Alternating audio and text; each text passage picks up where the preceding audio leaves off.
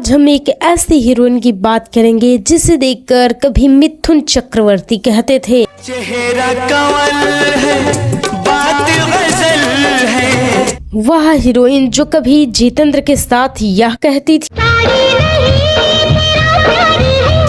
और जब वह जितेंद्र को नहीं मिली तो जितेंद्र यह गाते हुए रह गए। आईने के 100 टुकड़े करके हमने देखे हैं, एक में भी। वह हीरोइन जिसने अमिताभ बच्चन से यह कहा मुझे हरी हरी चूड़ियां कि हर औरत चूड़ियां मांगने लगी। उसकी खूबसूरती का जलवा ऐसा था कि जहां एक तरफ वो मासूका बनकर यह गाती थी,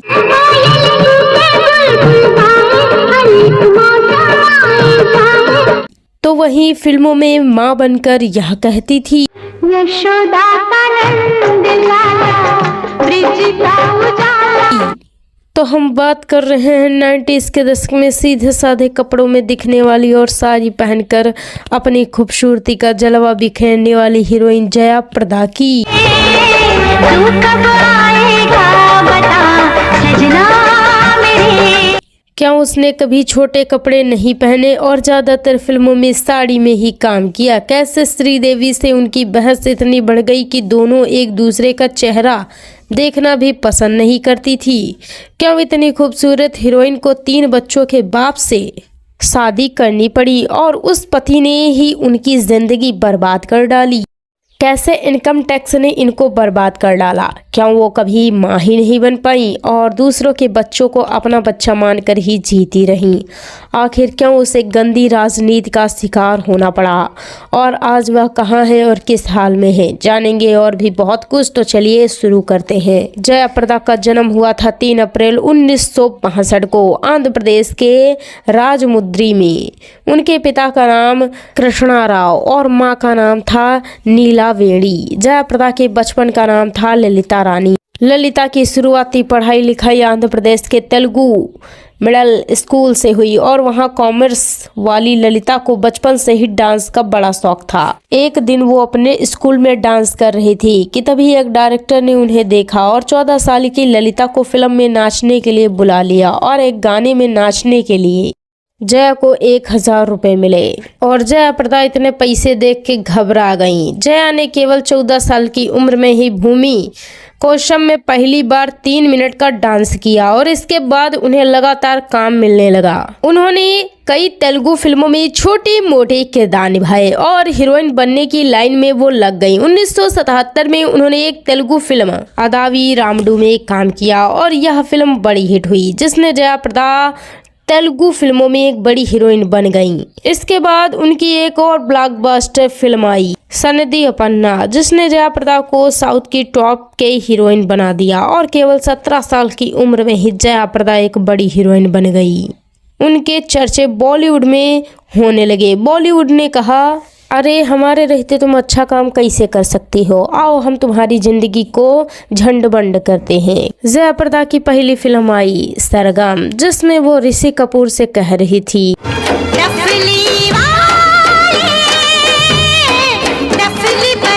जया प्रदा को हिंदी बोलनी तो आती नहीं थी, तो डायरेक्टर ने रात भर अपने दिमाग के घोड़े दौड़ाए और कहा क्यों ना हीरोइन को गूंगा बना दिया जाए, तो डायलॉग की जरूरत ही नहीं पड़ेगी।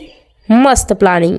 तो पूरी फिल्म को सिर्फ जया प्रदा की खूबसूरती के दम पर चलाया गया, जिसमें जया प्रदा सपने में खोकर सिर्फ गाने गा सकती थी। इसके बाद कुछ फिल्मों में जया की आवाज को डब किया गया, मतलब सीन जया प्रदा देती थी और आवाज किसी और की होती थी। ऐसी ही एक फिल्म थी जो थी लोग परलोक, जिसमें जया प्रदा ने पहली बार जितेंद्र के साथ काम किया था, लेकिन बिना आवाज दिए काम करना जया को पसंद नहीं आ रहा था, इसलिए वो वापस अपनी तेलुगु फिल्मों में लौट गईं। इसके बाद उन्होंने हिंदी सीखी और 1982 में पहली बार हिंदी फिल्म में काम किया। फिल्म का नाम था कामचोर और इस फिल्म का हीरो था क्रश का बाप यानी राकेश रोशन। इस फिल्म में पहली बार उन्होंने अपने डायलॉग खुद बोले और वह हिंदी फिल्मों में अपने कदम जमाने लगी। 1983 में ही जया प्रदा ने अपने से 30 साल बड़े जितेंद्र की बाहों में झूमकर यह गाया, साजन को बना लूंगी अंगूठी का नगीना। फिल्म का नाम था कयामत। जिसमें जया ने धर्मेंद्र और जितेंद्र के साथ काम किया। इसके बाद अमिताभ बच्चन शराबी बने और देसी दारू पीकर जया प्रदा से कहने लगे, लोग कहते हैं मैं शराबी हूँ। फिल्म के गाने बड़े हिट हुए और जया प्रदा ने जब यह कहा, मुझे लौलखा मंगा दे रे ओ सैया दीवाने, तो पत्नियों की इस डिमांड से कई पतियों की जेब खाली हो गई। इसके बाद जितेंद्र जया प्रदा के साथ तोहफा लेकर आए। फिल्म में श्रीदेवी भी थी और अपनी आंखों का सही यूज बता रही थी। नैनों में सपना, सपना में सजना, सजना पे दिल आ गया। और इस फिल्म ने भी जया प्रदा को खूब पहचान दिलाई। इसके बाद जया प्रदा उस हीरो की हीरोइन बनी जो सैकड़ों के हिसाब से गर्लफ्रेंड बनाता था। बोले तो संजू बाबा। फिल्म का नाम था मेरा फैसला। इसके बाद जया प्रदा ने श्रीदेवी के साथ डांस कंपटीशन किया। फिल्म का नाम था मकसद, लेकिन फिल्म का मकसद किसी को पता ही नहीं था। फिल्म में श्रीदेवी राजेश खन्ना को अपनी गर्मी बता रही थी। गर्मी है कहाँ है सांसों में, और राजेश खन्ना तो इस फिल्म में अलग ही मूड में थे। दूसरी तरफ जितेंद्र जया प्रदा को लाठी लेकर मना रहे थे और कुछ ऐसे प्रपोज कर रहे थे, गुस्सा छोड़ दिल ना तोड़, बिगड़ना घड़ी घड़ी। फिल्म में जया प्रदा और श्रीदेवी एक दूसरे की कट्टर दुश्मन बन गईं और दोनों एक दूसरे को नापसंद करने लगी। इसके बाद जया प्रदा ने कई बेहतरीन फिल्मों में काम किया, जिसमें इंसाफ कौन करेगा, आवाज, मेरा साथी, हकीकत और होशियार जैसी फिल्में। आज तेरी इस बेटे के सुहाग का रखवाला नहीं आया माँ। अगर मेरी तपस्या सच्ची है तो आज तुम मेरे पति के दर्शन करा के रहेगी, वरना मैं यही तेरे चौखट पर सर पटक पटक के जान दे दूंगी। शामिल रही। 1985 में एक ऐसी फिल्म आई जिसमें जया प्रदा की एक्टिंग ने हर किसी का दिल जीत लिया। फिल्म का नाम था संजोग और माँ बेटी के डबल रोल में जया प्रदा ने गजब कर दिया। फिल्म का यह गाना यशोदा का नंद लाला, यशोदा का नंद लाला, ब्रिज का उजाला है। आज भी माँ बेटे के प्रेम के प्रतीक बनकर साल में एक बार मदर्स डे पर जरूर सुनाई दिया जाता है। माँ बेटे के प्यार सच में इस दुनिया में बेहतरीन है। इसके बाद आई स्वर्ग से सुंदर और इस फिल्म में वो मिथुन चक्रवर्ती और जितेंद्र के साथ दिखाई दी। इस फिल्म में 2 माँ का एक बेटा था और दोनों एक दूसरे से कह रही थी,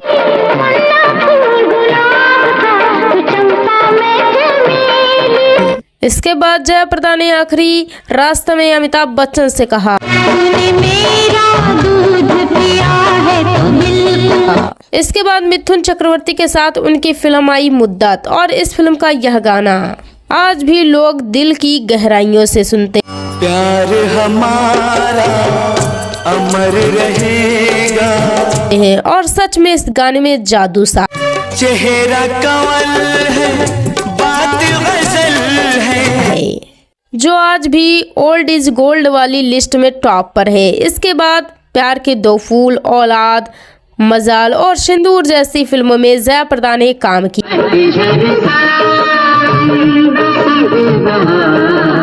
1988 में आई फिल्म घर घर की कहानी और यह फिल्म उस समय की सबसे बड़ी हिट फिल्म बन गई। इस फिल्म में एक तरफ जहां जया प्रदा को तारीफें मिली तो दूसरी तरफ वो टाइप कास्ट होने लगी। आप कभी मुंह खोल ही नहीं सके, क्योंकि मैं एक पतिव्रता हूँ जिसके दामन को किसी गैर मर्द ने कभी देखने की हिम्मत नहीं की। छोड़ा तो दूर की बात है। अब उन्हें ज्यादातर फिल्में ऐसी ही मिलने लगी जिसमें वह एक अवला दुखियारी नारी बनने लगी थी। इसके बाद गंगा तेरे देश में आई और आकर चली गई। फिर आई गंगा जमुना सरस्वती और इस एक सेकंड हीरोइन का किरदार निभाया जो गंगा के लिए सब कुछ करने को तैयार थी। वो अलग बात थी कि गंगा तो मीनाक्षी से शादी के पीछे पड़े थे जिसका साजन उस पार था।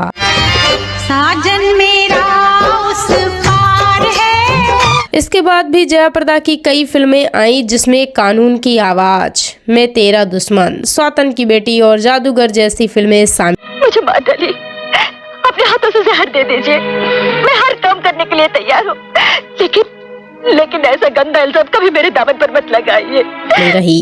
1990 में अमिताभ बच्चन आज का अर्जुन बने और जया प्रदा को पान की दुकान पर बुलाने लगे।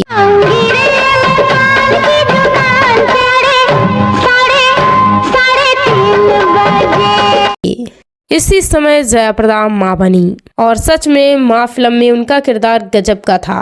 इसके बाद जख्मी, जमीन, न्याय अन्याय, थानेदार, त्यागी, इंसानियत के देवता, धरती पुत्र, मैदान जंग, पापी देवता, कोहराम जैसी कई फिल्मों में जया प्रदा ने काम। जमाना कैसा भी हो दीपा जी, मगर हिंदुस्तानी औरत हिंदुस्तानी सभ्यता के अनुसार हमेशा अपने पति को भगवान का ही दर्जा देती है और अपनी एक्टिंग का लोहा मनवाया। जया प्रदा एक ऐसी हीरोइन थी जिसने बाप और बेटे दोनों के साथ औरत के दिल की गहराई को नापना बहुत आसान है, मगर उसके लिए आंखें चाहिए, और वो आंखें सिर्फ प्यार करने वालों के पास ही होती है। अंश किया और एक तरफ जहां वह धर्मेंद्र के साथ कई फिल्मों में नाचते हुए दिखाई दी। आज फिर जीने की तमन्ना है। वहीं सनी देओल से भी कहती रहीं, जया प्रदा ने न सिर्फ हिंदी फिल्मों में काम किया बल्कि तमिल, तेलुगु, मलयालम, कन्नड़ सभी भाषाओं में काम किया और लगभग 300 से भी ज़्यादा फिल्मों में अपनी एक्टिंग दिखाई। 2004 के बाद जया प्रदा ने बॉलीवुड में काम करना छोड़ दिया था, लेकिन वह साउथ फिल्मों में काम करती रही। उन्होंने साउथ की कुछ बेहतरीन फिल्मों में काम किया, जैसे महारथी, ई वंदना, कमल हसन की दशावतारम, मोहनलाल की प्राणायाम और क्रांतिवीरा संगोली रायन्ना जैसी कुछ बेहतरीन फिल्मों में जया प्रदा ने काम किया। जया प्रदा आखिरी बार 2018 में साउथ की फिल्म सराफा में दिखाई दी थी, जो एक बेहतरीन फिल्म थी जिसमें हीरो का नरसिंह बनना रोंगटे खड़े कर देता है और जया प्रदा इस फिल्म में हीरो की मां थी। मैं तुमको अपने रक्त से शुद्ध करती हूँ।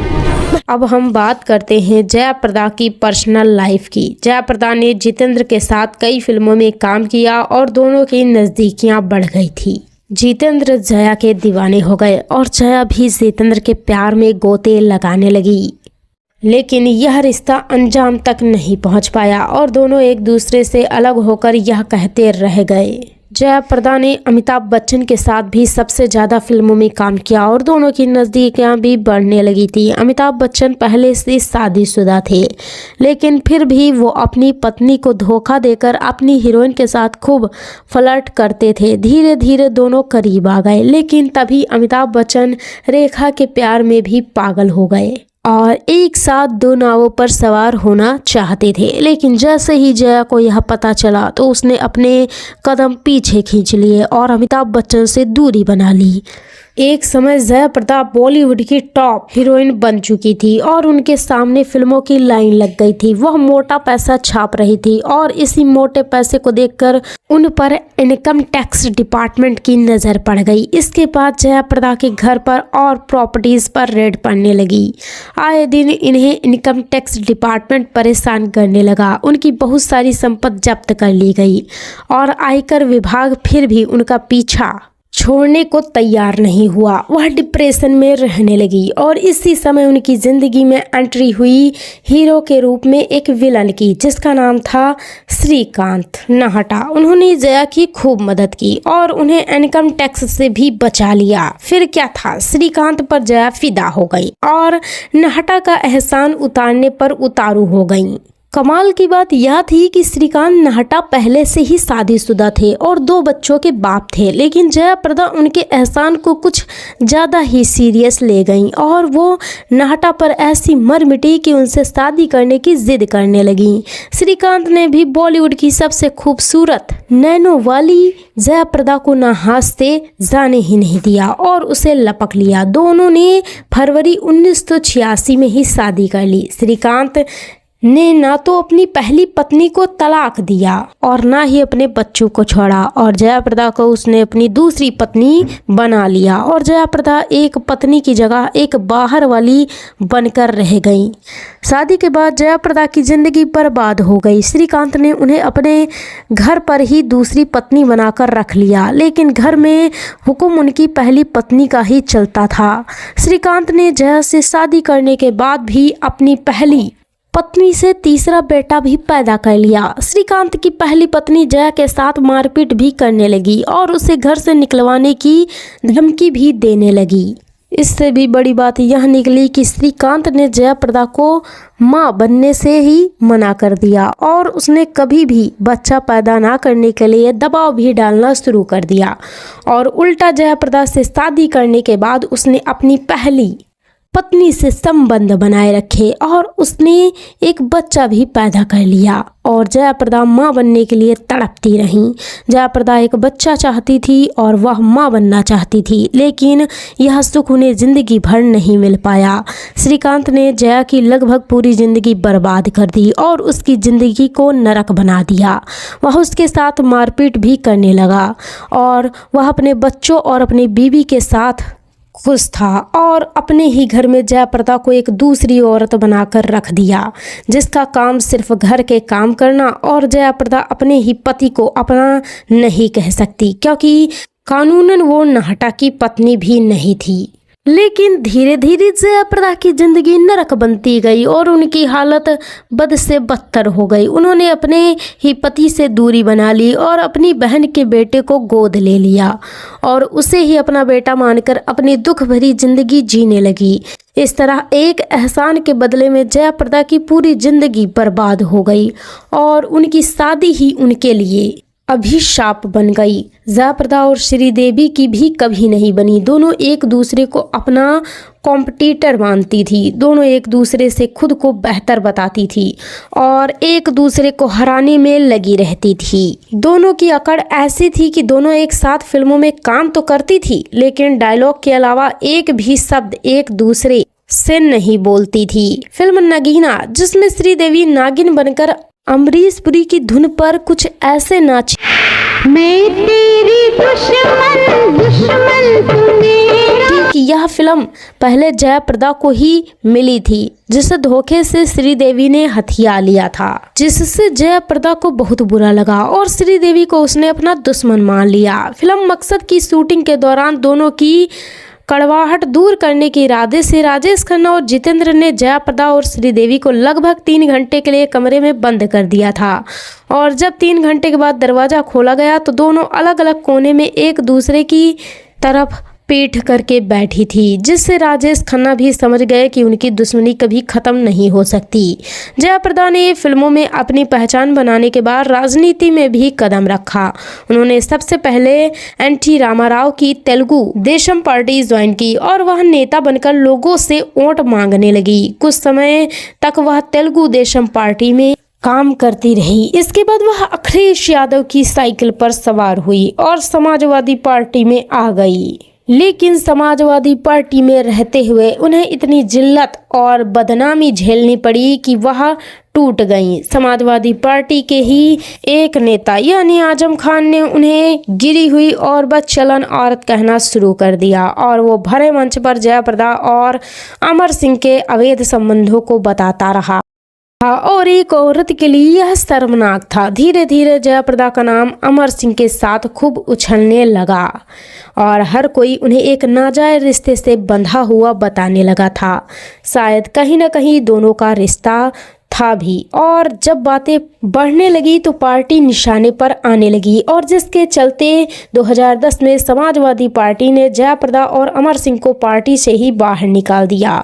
2011 में जयाप्रदा ने अमर सिंह के साथ मिलकर खुद की पार्टी बना ली, जिसका नाम था राष्ट्रीय लोकमंच और 2012 में सीधे विधानसभा चुनाव में अपने उम्मीदवार उतार दिए, लेकिन एक भी सीट जीत नहीं पाई। वो अलग बात है, लेकिन जयाप्रदा यही नहीं रुकी। उन्होंने 2014 में राष्ट्रीय लोकदल पार्टी ज्वाइन कर ली और बिजनौर लोकसभा सीट से चुनाव लड़ा, लेकिन वोट वो फिर भी जीत नहीं पाई। अब जया प्रदा को समझ आ गया था कि राजनीति में उनका भविष्य नहीं है। शायद उनका नेता बनने का सपना कभी पूरा नहीं हो सकता। लेकिन इसी समय पूरे देश में कमल खिला और मोदी सरकार बनी और जया प्रदा ने भी ठान लिया कि अब उनकी नाव कमल के सहारे ही चलेगी। 2019 में जया प्रदा ने मोदी को गुरु माना और बीजेपी में शामिल हो गईं। उन्होंने रामपुर सीट से लोकसभा चुनाव भी लड़ा, लेकिन अफसोस कि बीजेपी का कमल भी उनके राजनीतिक करियर में नहीं खिल सका और वह सिर्फ बीजेपी की सदस्य बनकर ही रह गईं। जया प्रदा ने लगभग 6 भाषाओं में लगभग 300 से ज़्यादा फिल्मों में काम किया और लगभग 5 राजनीतिक पार्टी बदली और आज भी वह अपने अकेलेपन वाली जिंदगी जी रही हैं और आज के समय में लोग लगभग जया प्रदा को भूल ही चुके हैं। एक बार जाने माने फिल्म निर्माता सत्यजीत रे ने कहा था कि जया प्रदा दुनिया की सबसे खूबसूरत हीरोइनों में से एक हैं। जया प्रदा एक ऐसी हीरोइन थी जिसने कभी भी बोल्ड सीन नहीं दिए और ना ही कभी फिल्मों में छोटे कपड़े पहने और ना ही कभी अपना अंग प्रदर्शन किया। वो हमेशा एक सिंपल से लुक में दिखती थी। यह वो दौर था जब कुछ हीरोइन हिट होने के लिए पर्दे पर अधनंगी तक हो जाती थी और जैसे चाहे इंटीमेट सीन दे देती थी बड़ी आसानी से। लेकिन जया प्रदा ने कभी भी इससे समझौता नहीं किया और हमेशा एक अबला, दुखियारी, घरेलू महिला की किरदार में दिखाई दी। धीरे धीरे जया प्रदा टाइप कास्ट हो गईं और उन्हें घरेलू रोने धोने वाली फिल्में, ड्रामा मिलने लगी। फिल्में मिली तो धीरे धीरे जया प्रदा एक ही तरह के किरदार में सिमट कर रह गईं। सीधे सिंपल कपड़ों और साड़ी में रहकर भी जया प्रदा ने अपने खूबसूरती का जलवा बिखेरा कि हर कोई उनका दीवाना हो गया था और उन्हें बॉलीवुड की सबसे खूबसूरत हीरोइनों में से एक माना जाता था। वह 90s के दशक की सबसे बेहतरीन और खूबसूरत हीरोइनें को टक्कर देकर बॉलीवुड में एक अपना नाम कायम कर दिया। तो दोस्तों, ये थी हमारी प्यारी सी जया प्रदा की कहानी। ऐसी ही और स्टोरीज को जानने के लिए आप हमारे चैनल को सब्सक्राइब कर सकते हैं, आपकी मर्जी।